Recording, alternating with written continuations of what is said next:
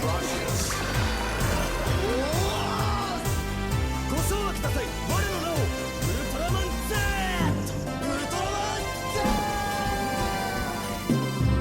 to Tijuana. Hello and welcome to this episode of Saved by the Belial, an atrocious Ultraman podcast, the show where we only have 3 minutes, well, I guess this time, to talk about an issue of Ultraman. I'm David. I'm the colorist, Chris. And joining us is the other half of Monsters vs. Men, Alex. Yeah. We don't know if he's the monster. I didn't know if I didn't know if that was like a pregnant pause. Like, oh, Alex, you gotta jump in here. But, No, my wife hasn't been pregnant for like a year, so that was definitely not. Can I touch your stomach? Oh, I see what you did there. But how are you doing, Alex? I'm doing pretty good. You know, I'm glad you all were running a little behind because I was behind on reading these comics. I kind of wondered. I was like, how, like, he's gonna push this off, but I didn't know how far you're gonna push it off. I was skating by, like, lunch break. I was reading. That's fair. Yeah, it was last minute. Yeah. To be fair, I read 4 issues last night and I read 1 this morning. I mean, I've read them before, but I'm like, yeah, I'm procrastinating. This was my first go through. Okay. This was my first go through. It's fresh. So I'm excited. Yeah, fresh. Perfect. All the excitement and joy is bubbling inside me. I can't wait to share it. So before you talk about yourself, because you love doing that, I thought this would be a moment for me to kind of share why we're having you on. Not only were you, I'll be honest, still one of my favorite episodes of Kaiju Apostle podcast was the King Kong Escapes episode. It was so much fun. So obviously we enjoy having you on, but I know you're into comic books and not just like, oh, hey, I know who Superman is, but we've had talks about how that's something you actually care about. Whereas someone like me, I don't. So I can appreciate people who have that perspective, and we agreed, hey, let's have Alex on more than once. So you are our resident comic book guy apparently now. Awesome. Yeah. I'm not quite as up to date as I used to be, but I was at the comic shop for many years, wasting way too much money all at once. $4 an issue adds up. Much.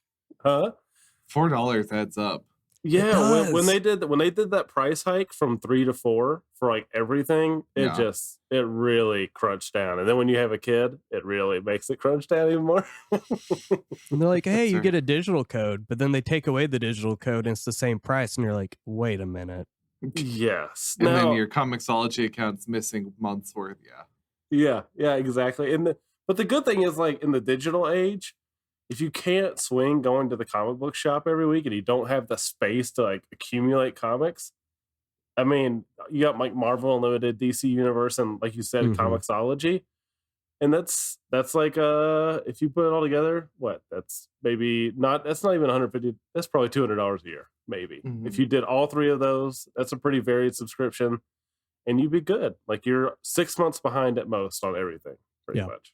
But I think everyone's surprised by how recent 6 months feels sometimes. Yeah, well, even Marvel, they updated theirs to 3 months behind. Yeah. Oh, wow. So, yeah, they did that when DC got theirs to 6 months behind. They're like, okay, well, we'll move it. Can't be like those guys. But, yeah, Alex, so talk about yourself a little bit. I mean, you are the other host of Monsters vs. Men. So what was because I know you're the one who approached Eric in doing this. So share a little bit about that, about yourself. Just anything you think our listeners would be interested in hearing. I was the one that approached Eric. He, there's a lot of ideas in the early incubation period, especially for me, because I like to throw a million ideas at something. And one of them was, which I'm glad we didn't go with, was kaiju and kung fu. Was good to be called. I remember you saying that, yeah. So every week, one week would be a kaiju movie, the next one will be a martial arts movie. Because those are like 2 really understated genres that people don't really talk about over here in the States. And so I thought like they would kind of go hand in hand in a way. They don't really, but for some reason I thought they might. But then I eventually got him latched onto that idea. And when he did, he didn't really talk about it when he was on your Ginga Part 2 episode, but he was the newbie when he started. And I thought I was the expert. Yeah, we students have a real way of taking over the show. Exactly.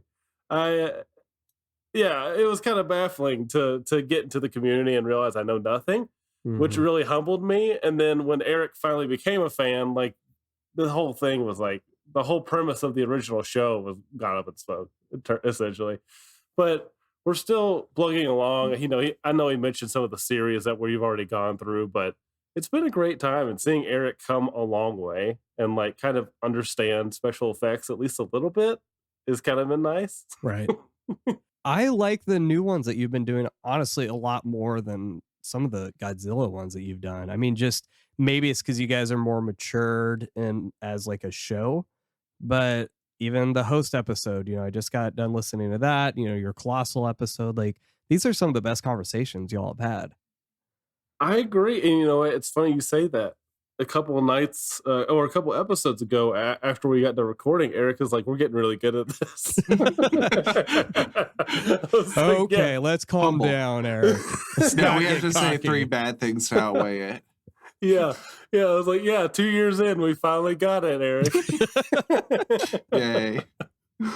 Yeah, but Oh, man. I agree. Like our more recent conversations, I mean, you all kind of ran into this, I think, with some of the Godzilla stuff you're going through.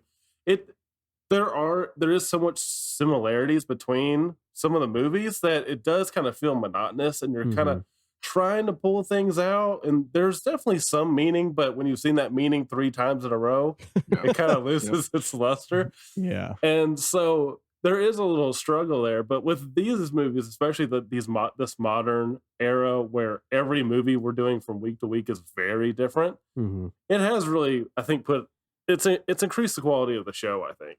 Yeah. For sure. Mhm. I really hope you guys do The Ritual, because I was looking at that. I'm like, this is not the kind of movie I'd normally watch, but I am so incredibly intrigued by it. I can tell you right now, live on the show, Exclusive. exclusive. If our other Patreon producer has not made a decision, then I get to tell you right now. All right, it's The Ritual. Subscribe for $5 a month to their Patreon. As this episode comes out like a month and a half after recording. Yeah. Subscribe So- for $5 a month anyway. Yeah. And if you are listening to this late and you haven't listened to ours, and we did Psycho Gorman, then something happened before midnight my time. Which I did watch the trailer for Psycho Gorman. I mean, it looks fun, don't get me wrong. But for me personally, because I've seen all the movies y'all have discussed so far, this is the first batch where I actually will have to watch a movie. And I'm like, I don't know, The Ritual it's out of my comfort zone. So I'm really intrigued by it. I have seen a teaser for The Ritual. It was like a 30-second teaser in the theater. Either early, like really, I mean, obviously early last year or end of 2019. I can't remember when I saw it. And I remember being like, oh, wow, that looks interesting. And I've never seen anything about Psycho Gorman. So I really don't have much knowledge about either one, which is really exciting because it's been that way for a lot of this series. Like I haven't seen both movies a lot of times. Yeah. I just wish you guys would have done the Meg. Well, this is coming out a month later. There's a good chance that we've already started doing all the ones that got voted. Okay, good. Have Subscribe. you watched the Meg before, Chris? No. It's absolutely ridiculous. There's no substance to it whatsoever, and it's just absolutely wonderful. It's awesome. The only disappointing thing about the Meg is that Jason Statham doesn't roundhouse kick a shark. Right? Roadhouse. Yeah. It would have been great if The Rock would have just showed up out of nowhere, though. Oh, would have been body slammed a megalodon. That'd Yeah. been cool. Hobbs and Shaw. Yeah. We're really doing this Kung Fu and Kaiju thing like it's a backdoor telling pilot you. right now, huh? I finally got some people to get in on it, and this is the first episode of Kaiju and Kung Fu. So Surprise. what was it? There's a movie coming out that's supposed to be like gangsters. It's like a heist movie and kaiju. And I've been wanting that for so long because you Gangster? talked about this on MVM. One of my favorite Guy Ritchie movies, I think in general, one of my favorite movies, probably my top 20 is Snatch. It's such a good movie. It is good. So just to see like the idea of like a Snatch and kaiju movie would Now, are be you? awesome. I don't know what you're talking about. I know Suicide Squad has a kaiju in it, the new one coming No, out. it's let's see, heist. And kaiju movie with a kaiju in it? Is it Yeah, they Ocean's just 11 announced story it. monster? So it's called the Kaiju Score. That sounds awesome. Yeah, it will be a heist movie set in a monster attack. So described as a Quentin Tarantino film taking place in some corner of a Godzilla movie, the Kaiju Score follows a heist that takes place during a giant monster attack. And honestly, that sounds pretty cool. I So mean, it's it based ticks on every an upcoming box graphic I didn't know novel. I wanted. Yeah. What is right? Quentin Tarantino? Does it mean I'm going to see the kaiju's feet? I mean, Wow. I'm sure there's some people that would like that, but Oh my anyway. God. Oh, this is awesome. Apparently, is this a comic book originally? Yeah, it's the comic. I don't think's come out yet, but it's based on an upcoming comic. Yeah. Wow. You know you've made it when you're got a movie being made about your comic that's Before not even they've out yet. even read it. Right. So yeah, I'm Impressive. excited. It's such, we're talking about Colossal. It's such a unique idea. And this is the kind of stuff where I'm like, we need to be seeing more unique monster movies. And I'm all on board. Yeah. This is awesome. Okay, cool. I'm down for that. Hey, so you've been nicer to me about my listening habits of Monsters vs. Men, which already makes you my favorite. But I have heard rumors about some bigotry towards men named Oscar. If you'd want to fill me in on that a little bit. Listen, I am. Oscar's a jerk off, okay? Oh, wow. Censor that. No, Oscar, why are you bringing up my biggest beef? Huh? All right, yes, I don't like the Oscars. I think it's because I had a passionate love for the Oscars. And then Oscar broke my heart.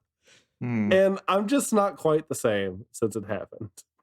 Yeah, but no, like, yeah, I have a beef with the Oscars. I don't like them. I think they have fallen from grace. Mm-hmm. Actually, they probably always have, and I just realized it, and then now I'm bitter about it. But yeah, it's one of the things I'm more cynical about.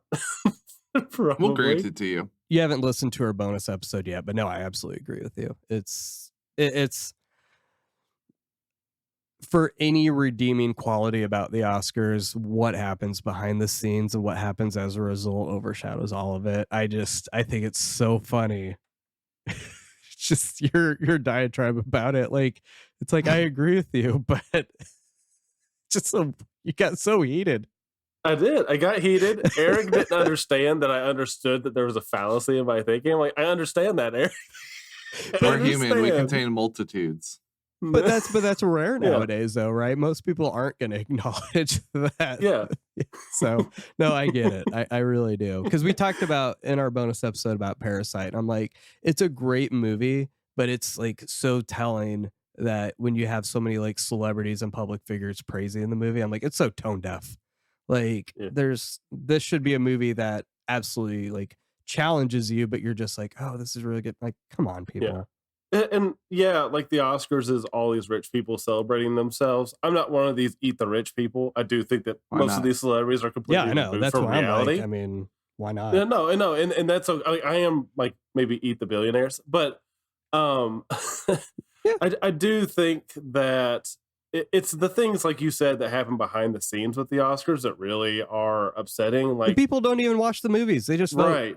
Exactly. So the people aren't like required to watch all the movies. So they're going to vote for their friends. They're going to vote for the person that had the best campaign and maybe gave them the best prizes.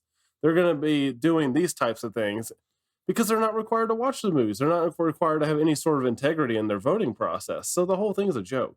Yeah. And it's unfortunate. It's, you know, I referenced Neil Postman in our last episode, but you know, the fact that it's just like it shapes so much of the discourse around films, where you mentioned it in your episode. Like, there's so many good movies that don't even get nominated, and they don't. That's the problem, is if they don't get nominated, they don't enter the discussion, and that's not fair. You know, it is unfortunate to see that way it plays out. Yeah, and there's exceptions to the rule, obviously, regarding what I'm about to say, but it's almost like the discussion now, like in the current state of the Oscars, is after it hits a certain level of commercial success, it's no longer eligible for the Oscars. Like, there's almost like, and there's exceptions. I understand that, Eric, if you're listening. but for the most part, it does seem to function that way. Like the discourse has gotten narrower and narrower in scope. So let me ask you this. Oh, How boy. upset were you when Black Panther didn't win Best Film? Oh, I didn't think it deserved to be there. So I'm just kidding. yeah, I'm just totally okay kidding. with that. So you've watched more Ultraman than Eric. So what Yes, are your thoughts much. about the different series you've watched so far without spoiling anything for Chris? Okay, I'm I won't watching. spoil anything. I'll very quickly list off what I have seen. Mhm. So for reference for people listening, that way you can kind of know where I'm coming from. But Q, OG Ultraman, Ultra 7, Ultraman Returns, I've been working on for almost a year. I know Eric said it took about 6 months. It's taken me even longer. I started it long before he did. David, we're and gonna then have to edit our schedule. I've seen Ginga S, X, Orb, Origins, Geed, Z, and then all the Zero stuff and the anime series on Netflix. What have So- you seen? I have seen quite a bit, at least the Mill Creek releases. I do Yeah. have them all. I'm just not caught up yet. Mhm. It's Ultraman, the Return of Ultraman's holding me back a little bit. Which is But- funny. You guys say that. I got through it in like 4 weeks. Well, it's for me. I'm not to where maybe Eric was with Mhm. like struggling to get through it because of its quality.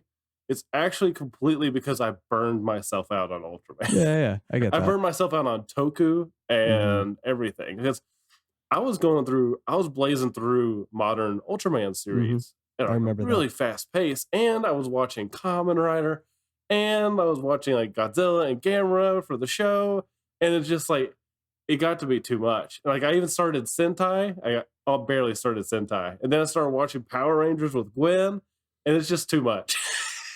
Like, I went from full tilt to completely stopping, which means I'm probably due for another full tilt here soon. Yeah. But You just finished Dragon Ball Z. I did. Oh man, I am not someone Garlic who Jr. included or excluded?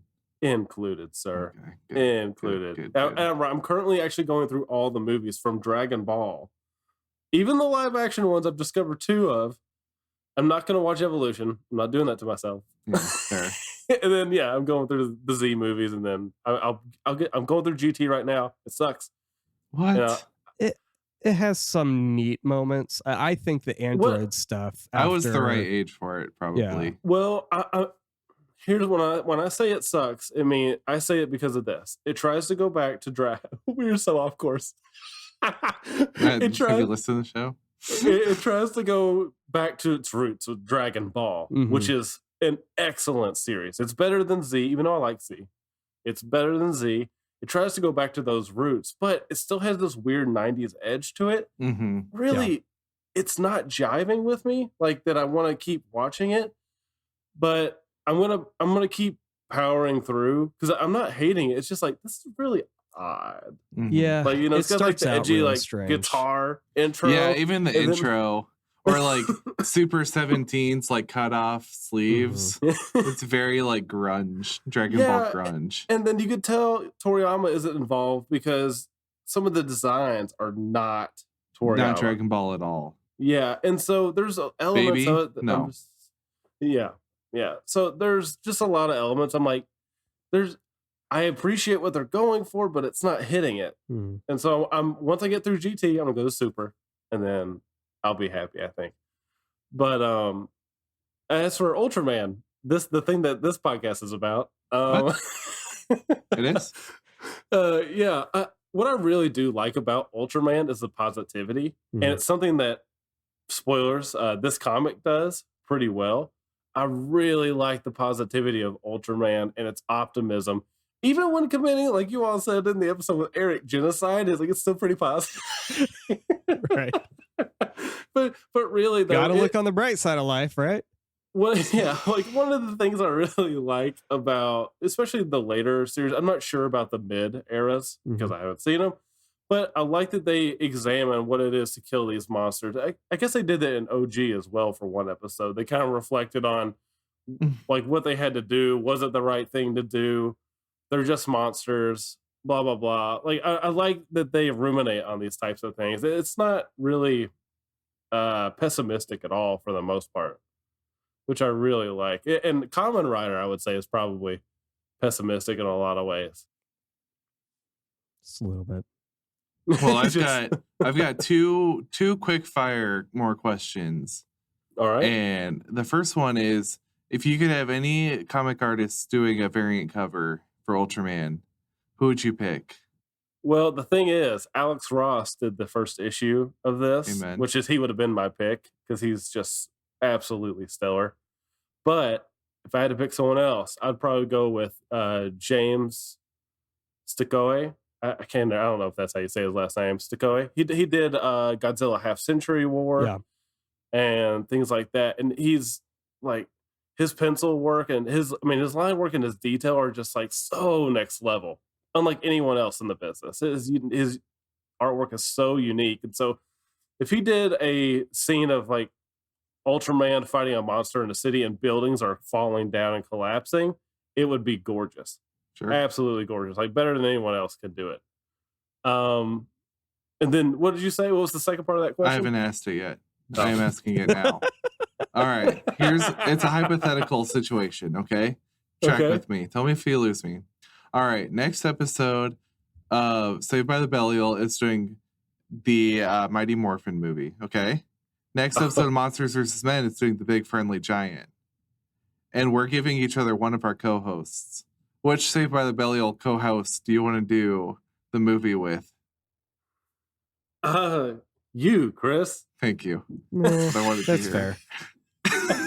Wait for BFG? Yeah. Which of the two do you want? And then which of the two of us do you want? Me with Mighty Morphin because you know all about all that stuff. Thank you. I want to deal with the expert. You and me have talked the least. I feel like we ought to get to know each other better. Mm-hmm. Maybe we can get closer, you know. You can invite me to Thanksgiving. Part of being a mature adult is acknowledging just when you're out of your league. And that's and it's kind of fun. You take the student of this podcast, and then David takes the student of the other one. Perfect. Yeah. I'll take you under my wing, but this time the student will become the master. We don't talk about Star Wars on this show. Oh, no, never.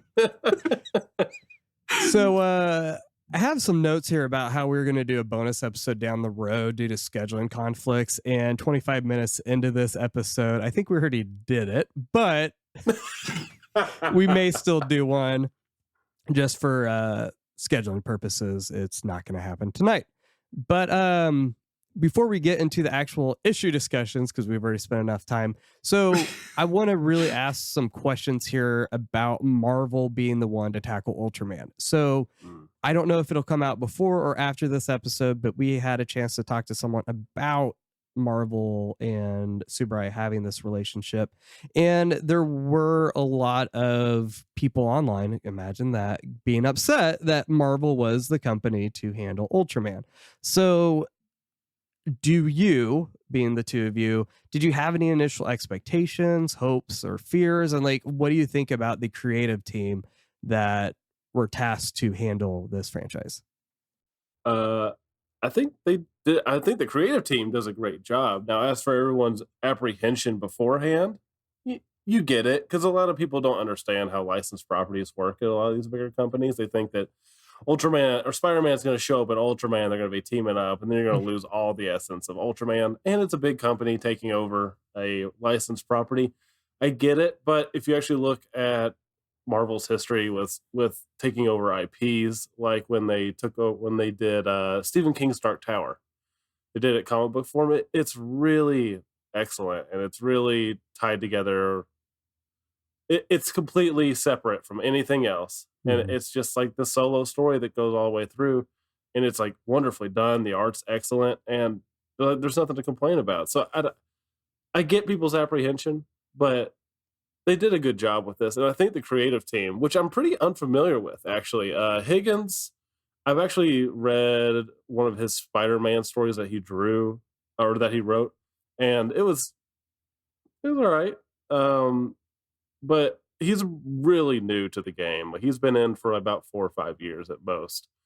And then no, wait, he did a really long Nightwing run that was supposed to be really good. Now that I'm thinking about it, but Jorge Molina, he's actually pretty new too. Like, he's just done a few things. He hasn't done much at all. So for given two people relatively inexperienced, even though Higgins had the really long Nightwing run, I think he did the New 52. I think that they did a great job. I don't see anything to complain about. What about you, Chris?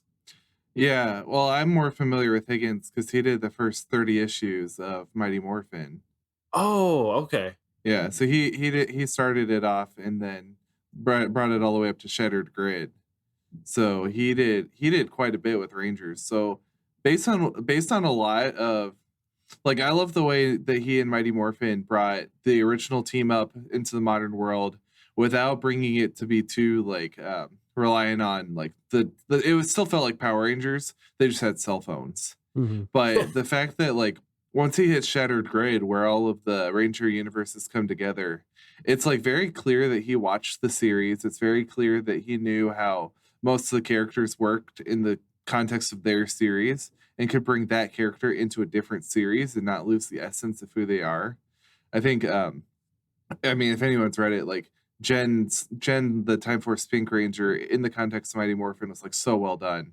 So I actually was really thinking that he's going to come into this watching at least one series. He's watched all of OG Ultraman, and I'm watching this, or I actually read this before I watched the OG Ultraman, which was a super interesting experience.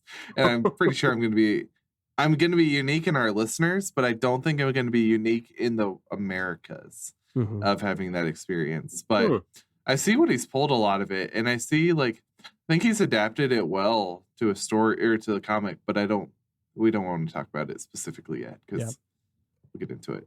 Yeah. What I would recommend doing is there's a podcast that unfortunately they did not keep producing episodes for us, USP Dead Drop. So it's Kyle and Matt Groom, the other writer, and God, I can't remember the other guy's name. Some connection to the Ranger podcast that they did. But anyway, Matt. I don't remember what his name is.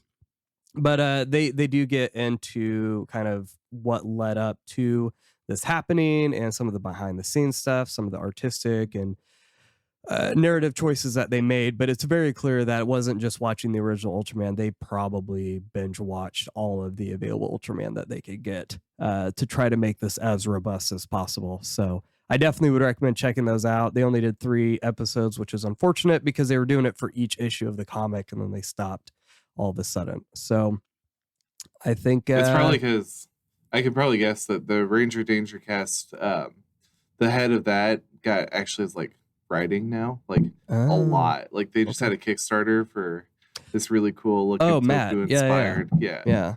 That would make sense. Because Ranger Danger had to take a little bit of a step back on its. They used to have Ryan Paradon to talk about like each issue of Mighty Morphin and Power Rangers, but even that had to stop. So okay, it's really unfortunate, but yeah, I definitely recommend going back and checking those out. Cool. Why check those out when you've got us?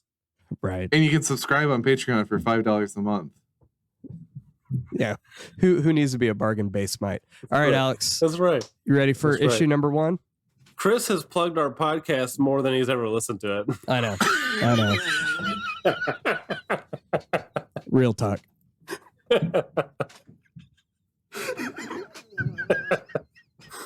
Oh, man.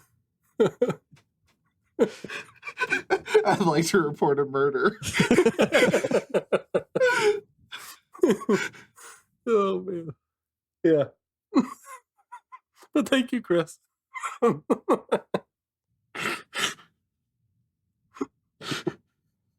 That's amazing.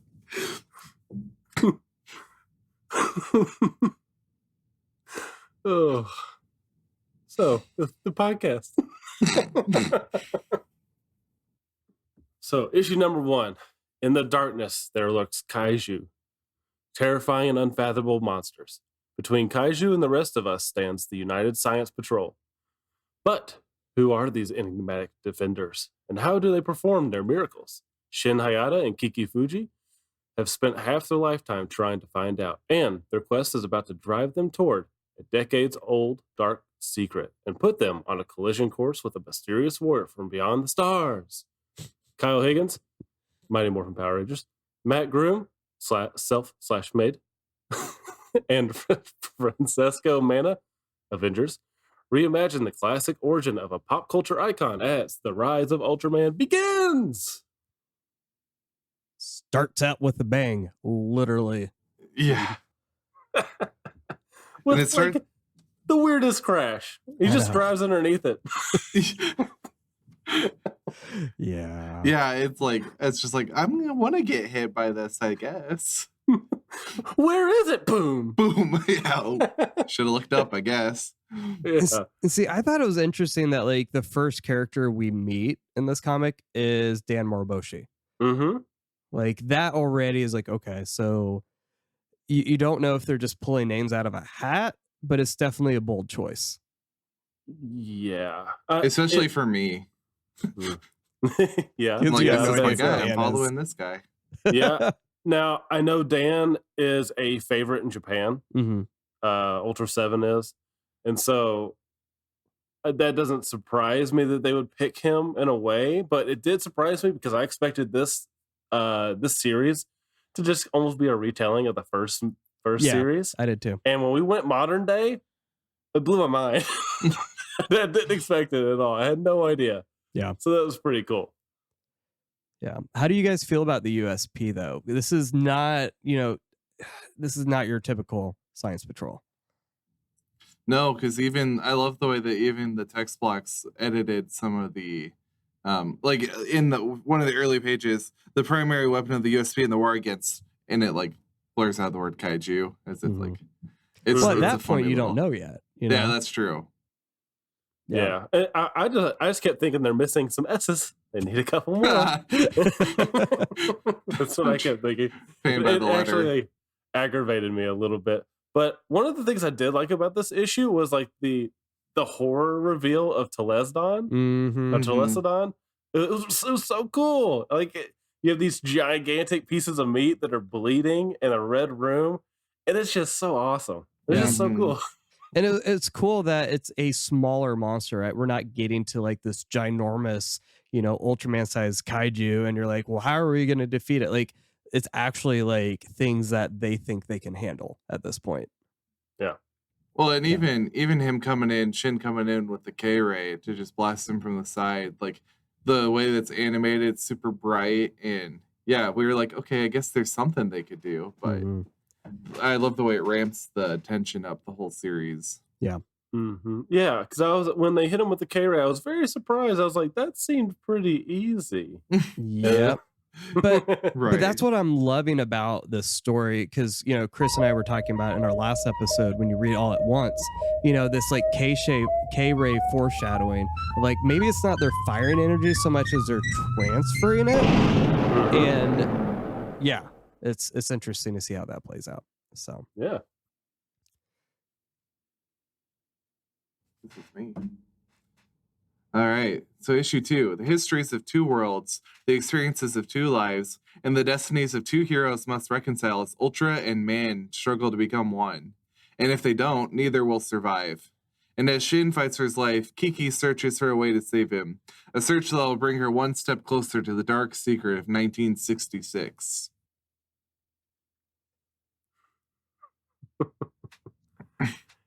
Yeah.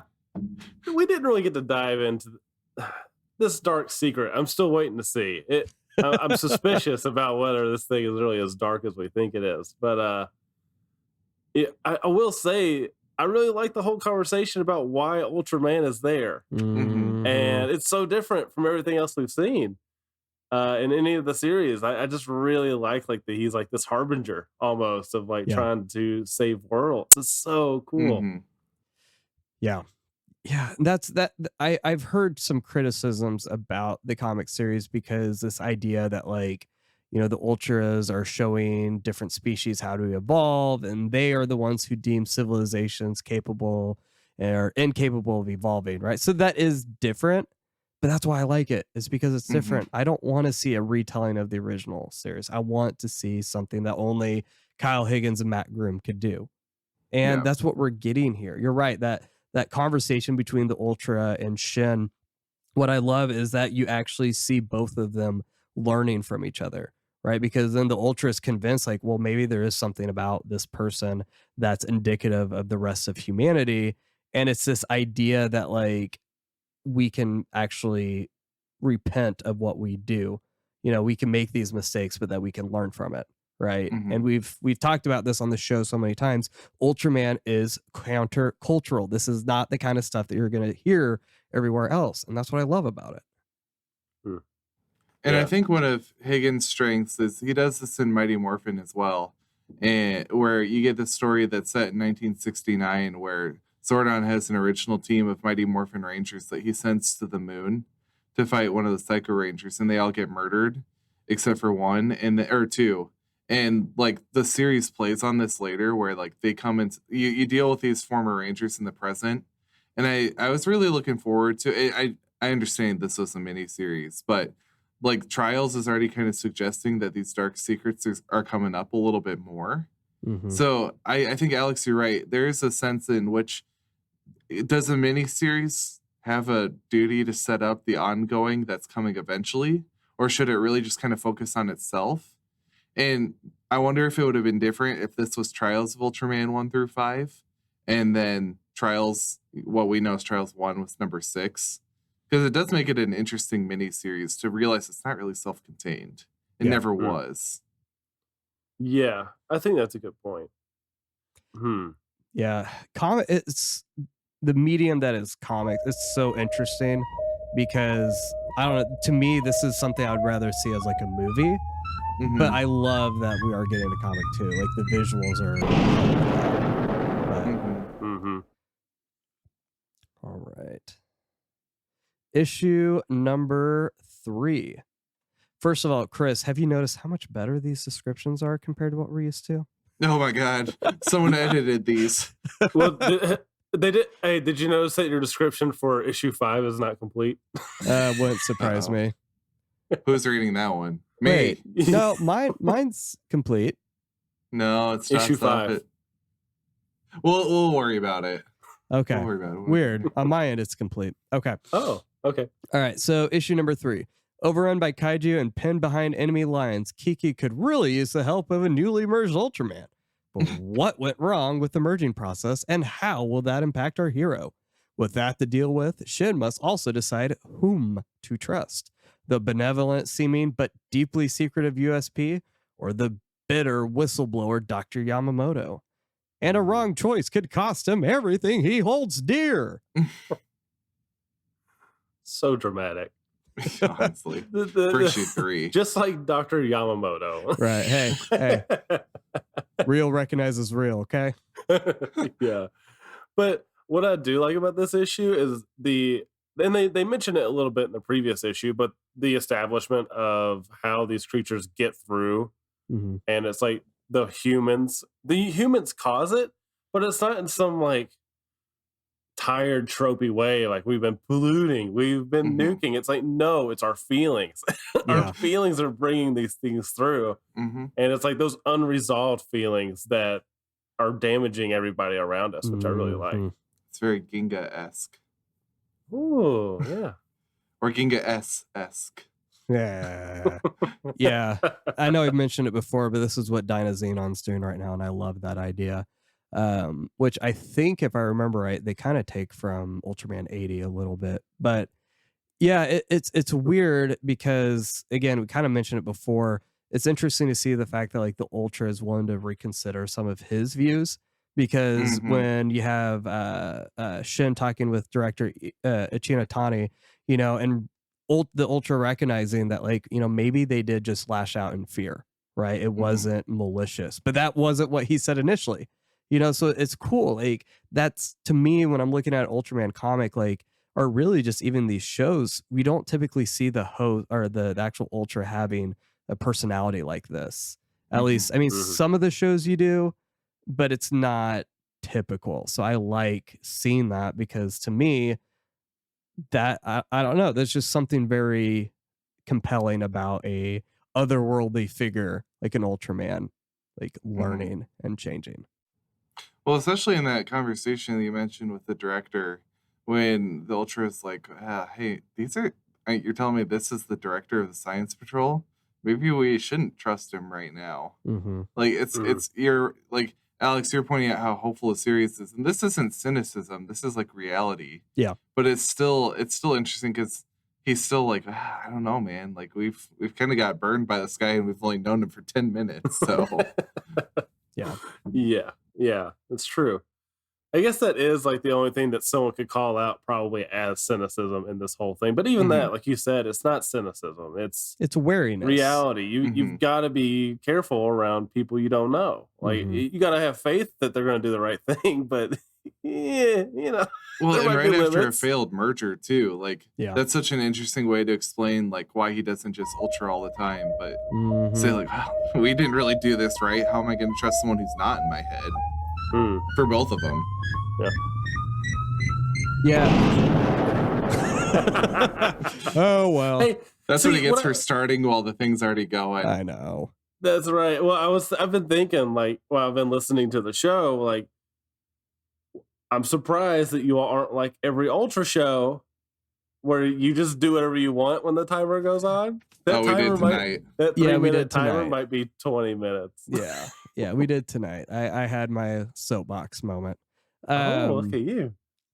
Okay, so yeah, let's just talk about it really quick. The cliffhanger before you know what the K-Ray does.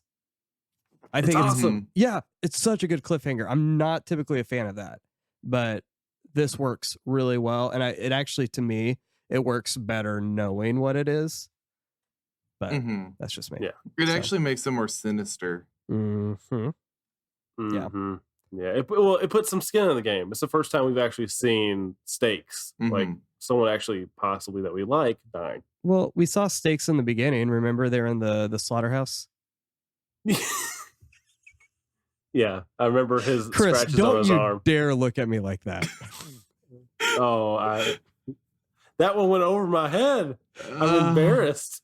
Oh, that's incredible. Oh man, you're talking about having beef, and then I just alley-oop. Tell that kaiju I'm a vegetarian. You're gonna have to wing this next description. I just noticed. Oh, all right. Wait, am I? Yeah. What? Oh boy. Okay, I can't wait to wing. So you seriously can't see the descriptions?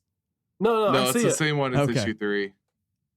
Wait, issue 3. No. Oh, I see what you're saying. Okay. All right, give me a second.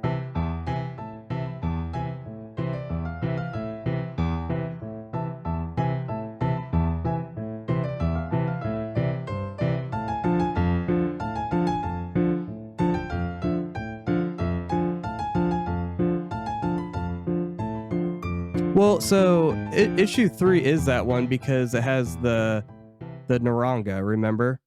Oh yeah, and she does get overrun by kaiju before she goes to the monster. Yeah. All right, so I've got the next description. I can do it. Okay, cool. Yeah, so confusing. I was like, I know I didn't mess it up that much. Okay. Well, they said enemy lines, and she's not behind enemy lines until whatever. All right, I'm ready. Are y'all ready? Yep. All right. The truth of the 1966 incident is within reach, but the final steps toward it will require breaking promises, crossing dimensional barriers, and witnessing true horror. And when the dust settles, the truth will come out. But that truth will sever bonds, shatter dreams, and leave our hero to fight alone. 20 minutes later. Yeah. Short one. What a lie. Yeah. Ultraman is never alone. Never. He's always got Shin inside him. Oh man. Yeah. So go ahead, Chris. I love the way the kaiju turned into the artist description here. Like so like unhinged and kind of freaky. That mane and those eyes. I don't remember the name of it right now. That's probably not a surprise. Are you talking about the first one that she sees when she gets over there? The one she's like wrestling. Yeah. Oh, it's that one's Gabara. awesome. It's Gabara. It's from Ultra 7. He's awesome looking. He looks so good in this comic. Yeah. He's Yeah. like I almost didn't actually recognize terrifying. him because of I that. didn't either. I had to look him up. I was like, is this? I don't know who that is. Yeah. So, did you recognize the train, Alex? No, Because is it the train from Ultra Q? yeah, I didn't know that. That's the only train I could think of in the series, Yeah. so I figured it had to be the one. Yeah. That's awesome. Such That's awesome. such an Easter egg. Yeah, it was absolutely cool. But don't think I didn't miss Skydon showing up. I know. But Why that's is the that so way disappointed? Skydon's drawn here, though. It looks doesn't like look like him, him. but it doesn't. You know, it's Yeah. nice to have that unique take. So I what I really like about this issue is, even though the USP is really shady, you start to see why they do what they do, right? So Mhm. they understand that, yes, this kaiju vault, or the limbo as we now know it, it's going to burst, but they're weighing out the cost of what's worse: letting people know that there are kaiju and feeding into that fear, and then more kaiju come around, or we can keep putting them in this limbo until we can find a solution. And the problem is, if you don't deal with your problems, you're probably not going to find a solution. And that's what we're Become seeing ultra here. ulcers. Yeah, Yes. because I could see a lot of people being like, "Oh, this is an allegory for pollution," and I don't think that that's a good comparison, because like we're actively working towards solving that, whereas these Mhm. people have just put it off, kind of like Well, I mean, they're trying to me figure during it college, out, but yeah, just putting things off. I just think it's human tendency, right? We just want to push our Yes. problems away, and we don't want to actually deal with them. And that's where the Ultra talks about it. It's like, no, like, we would put these things into limbo, but eventually the species would have to figure out how to solve these problems. These problems never go away. And now we're seeing it's much worse. So No. all right, let me get that issue 5 description for you, Chris. I was gonna fill in the blanks. I guess Just you make up your own story. Yeah, Bring in the Power and Rangers. as late as it is gonna be a rocking story. where does it cut off for you? One final blank. Oh, weird. It's one Yeah, final. it's a big cliffhanger. Here. Just yeah. All right, so we're gonna fill in the blanks a little bit on this one. The House of Ideas has kind of let us down on these descriptions. With every step comes an earthquake. With every breath comes fire that melts steel. Witness calamity incarnate, Bemular. But even if Ultraman can slay this dark beast and prevent catastrophe, it'll be too late to prevent the birth of a new world, leaving one final cliffhanger. One final battle? One final Ultra? One final Power Ranger? It could be anything in the world of Marvel. One final I found Skywalker. it. Do you want me to do it? Do you want me to do the last part? God. Yeah, do it. Final decision to be made that promises to forever change the destiny of humanity. Wow. I still like Skywalker better. Yeah. Can we just kind of take a minute to appreciate the patience that we didn't get big Ultraman until page 3 of issue 5. Right? Yeah, I appreciate it. I was glad to have small Ultraman. Yeah. Especially as an anime like fan of the Ultraman anime Ultraman series. Like, I'm a huge fan of it. It's maybe one of my favorite Ultraman. And yeah, I was totally down for small Ultraman. Mm-hmm. But even the transformation panels, it's really a splash page that they kind of imposed panels over. I thought that was a pretty interesting. That was a pretty fun. It was a fun way to recreate like the growing experience from the show when it is just a frame, bigger frame. Yeah. I thought the splash page was a really good way to recreate that. Yeah, and the action is really well done. Like, it's really clear, but it's really like kinetic. Like when there's a moment where he does this kick, and it just looks great. Mm-hmm. Like, he really knocked it out of the park with his art in these big scenes, which are hard to do. Yeah. Mm-hmm. See, my favorite stuff with the art is the ambiguity. Like, they really further that ambiguity of who is in control, or like who is it, the Shin or Ultra, right? And you really start seeing they're almost becoming inseparable. Like just those small little bits. I don't know. Like again, I'm not a big comic person, but I've been hooked on this series. So if that speaks to the talent, I think it does. Well, and we also get like our optimism.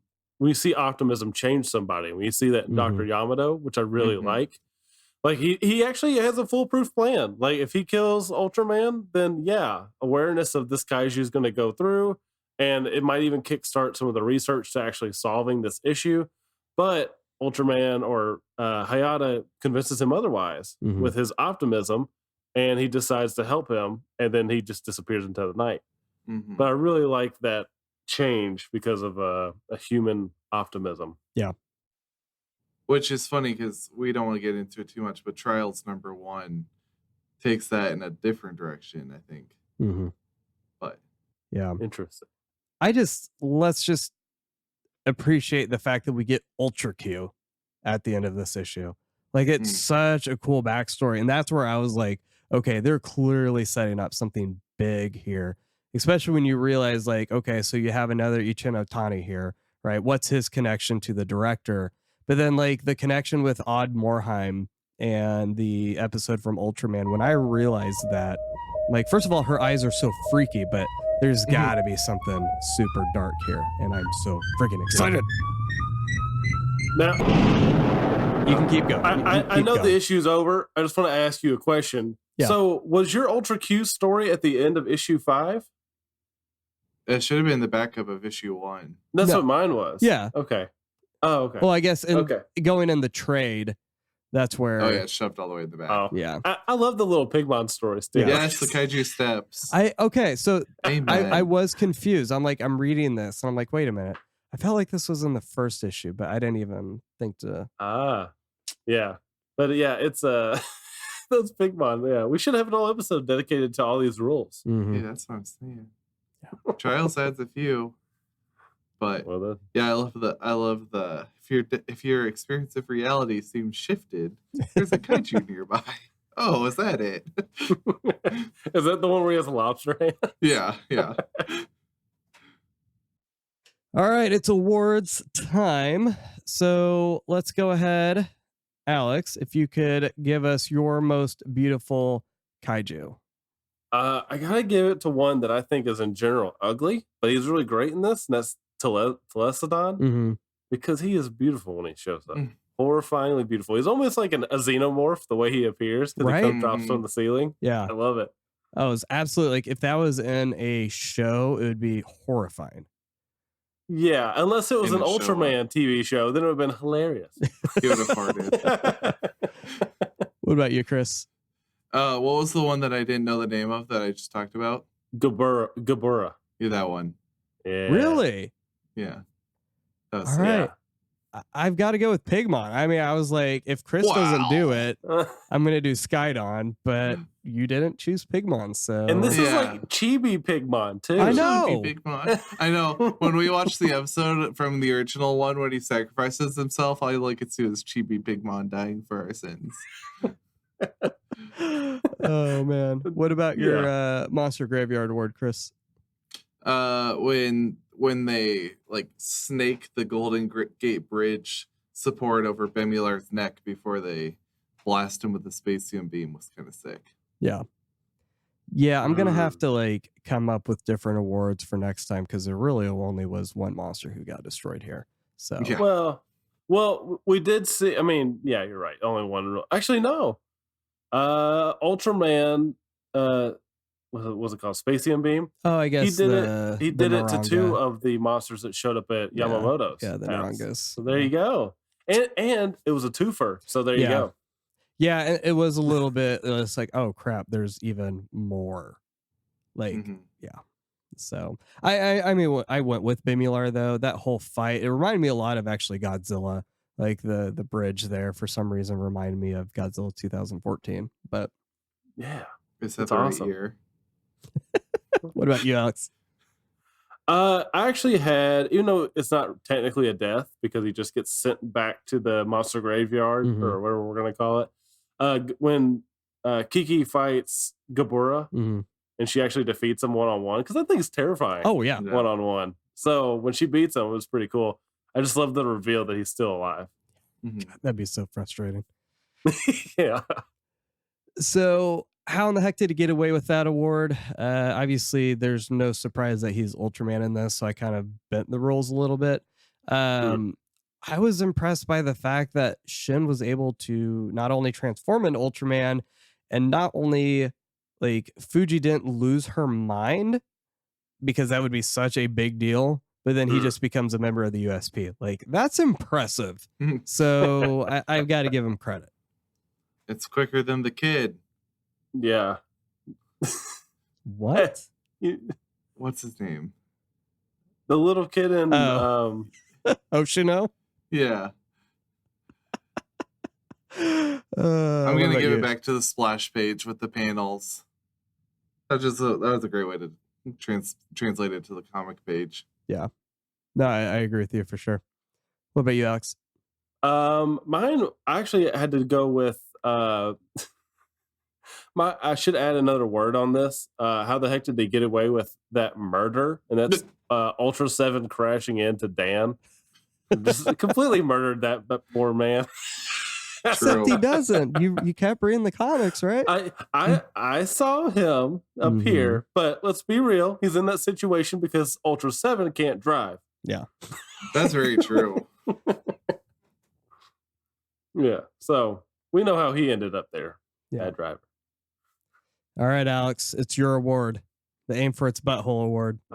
It's Kiki's line, "Can't you just do that cross-armed laser thing?" Which is how my dad would probably describe the move to somebody. That's amazing. Which I just really liked. I mean, even Cece would be like, what is this? What? Okay, Dad. Yeah. yeah. Ultra Dad. I mean, the thing is, I would probably describe it like that too, though, sometimes where I'm like, I can't think of what I'm trying to say. And yeah, the cross-armed laser thing. Yeah. Chris, what's yours? Tell me what yours is. So if we're going for like things that don't translate well, it's the heart of the award, right? Yeah. Best out of coming context up, line. Yeah. Shin naming Ultraman was probably the most American part of this series. With the chopsticks. When he's like, Ultraman.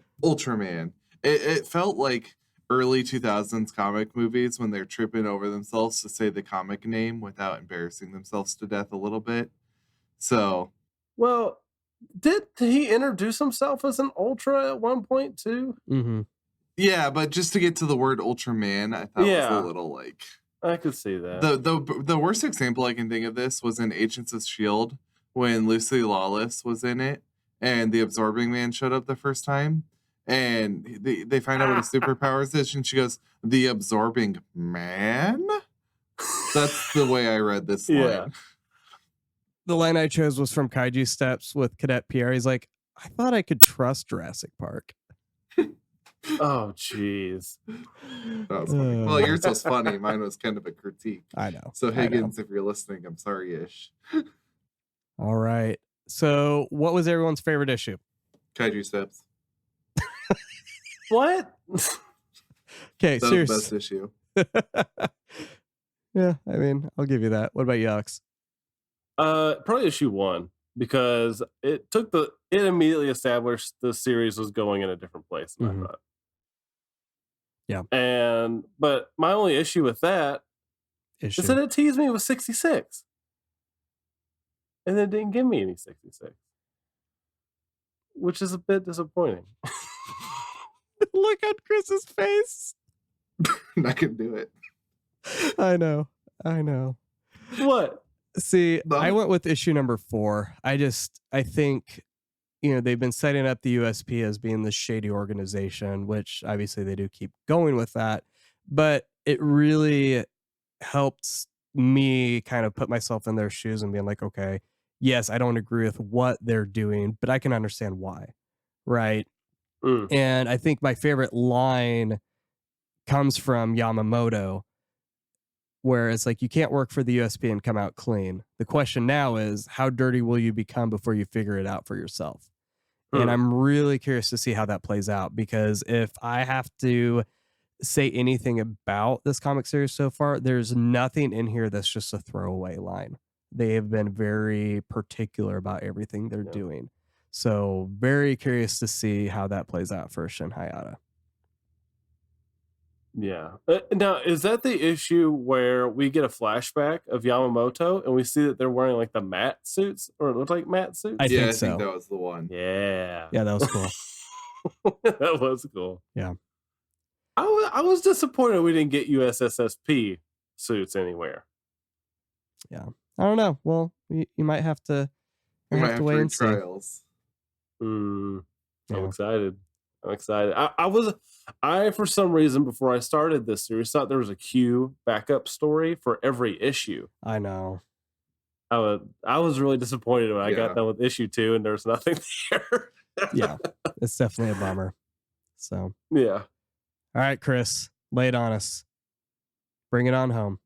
Oh, man. Well, I think part of it is just this, who do we trust in? And they had to learn to trust in the one who came from the land of light, who became human in his death, that the Ultraman who died and came to life again to save us from the forces of death, breaking in from another dimension.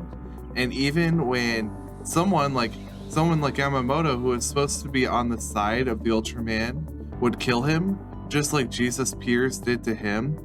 It's such, and then even his spacium beam is in the shape of a cross. I mean, you can't get more than that. But just like the secrets of the Science Patrol were given to the world, everything that's under darkness will be shouted from the rooftops when the Ultraman comes to judge again. The Ultraman appointed by God to be judge of everything.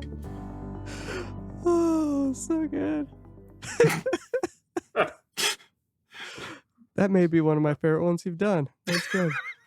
That's good. You're right. That's all I can say is you're right. Yeah. Checkmate, atheists. Checkmate, atheists. All right. Chris, what are we doing? Well, what is our next episode? Not what we are doing next time, but what is our next episode?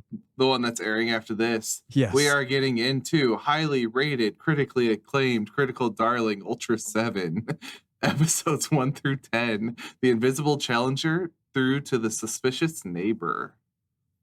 This is the one where Ultraman discovers next door and tweets, "Is that the Uber Eats guy, or does he not live here?" We discover that Ultra 7's actually racist. One of them has to be. All right. So before we close, Alex, I know Chris has already, he's promoted your show more than he has ours. Subscribe for $5. So if you could tell people where to find the show, maybe some things to look forward to, obviously keep the future in mind. But yeah. Yeah. You can find our show on all podcasting services. Oh. And it's MVM, or Monsters versus Men. You probably have to type it all out, or not. You don't have to type V. You don't have to type versus out, but VS, because we're pretty hard to find on iTunes, actually. So it's Monsters vs. Men, and go on there, look us up. We're currently working through the 21st century movies that have all been voted on. They get voted on Twitter. They get voted on in Patreon. If they get split, then our executive producers get to pick. If they're split, then me and Eric get to vote. If we're split, we decide the wives get to pick. And then if they're split, then we're going to have someone do a death match in the front yard. I don't know. Awesome. I hope it gets to that point. Me too. So in the future, I think we're going to be, I know at some point it keeps getting pushed back. I know we're going to do Universal Monsters eventually, which is going to be fun. Yes. Dive back into the past. But I know Evangelion's on the horizon. Whenever that one's announced, we're going to be doing an Evangelion series whenever we get the stateside release for the final film, that is. And then Scarlett Johansson's. Yeah, hopefully she just voices all the characters. Get in the robot, she would be a Scarlett good Shinji. Johansson. Yeah, she'd be a good Shinji. Yes. Yeah. So we're just kind of going through a lot of things we really don't know right now. We're kind of really loving 21st century, so we might stick around a little more than we initially intended. I also do another podcast, 13th Floor. It's another podcast I do. It's conspiracy theories. I do it with my wife and my friend James. We talk about conspiracy theories, aliens, cryptids, just everything weird going on, like weird science, and just look up MK Ultra, everybody. It's real. Oh, it's horrifying. You'll never trust the government again. And then, find it. 13th Floor. It's on all podcasting services. It's black, white, and red. It's pretty standout. So, yeah. I've listened to a few episodes. It's fun. Not my thing, but it's fun. Yeah. And then when you have a really bad guests on, you kick them off, and then they review bomb you. Yes. Yeah, that that's a fun story. We had 2 very rude guests. They got kicked off, and they gave us 2 1-star reviews. That's fine. That's okay. I won't do that to you. I'm not bitter. Yeah, I'm not bitter. So to reiterate, you have mvmpod.com that you can head to. You're on Twitter, twitter.com/ mvm_pod. Mm-hmm. You can email us at mvmpod@gmail.com. You can find us at, I don't know. Eric does the spiel. I can never Thank you to remember it. Rock Band 2, Senora Honda. Yeah, all that stuff. Don't say Rock Band 2. Just Rock Band. Oh, okay. I'm sorry. Ugh. We did Rock Band 2, though. Yeah. All right. So, everyone, thank you for listening to this podcast. So, while it's easy to get caught up with reviews, we really do just want to hear from you. So, whether that's sharing your opinions on an episode or issue that we covered, if you want to point out one of the many mistakes we made, or you just want to talk, feel free to send us an email at atrociouspod@protonmail.com or head over to atrociouspod.com where you'll find our contact form for listener feedback or even prayer requests. Until next time.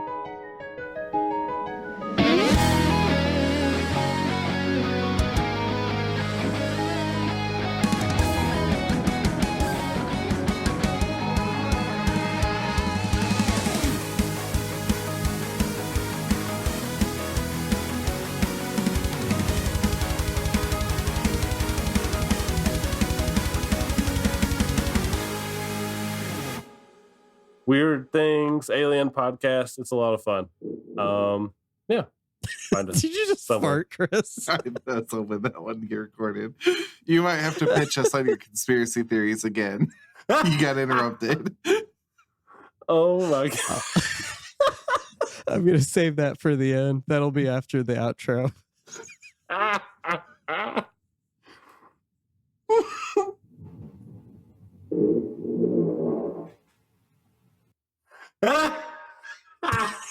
Did you just fart, Chris? Oh my God.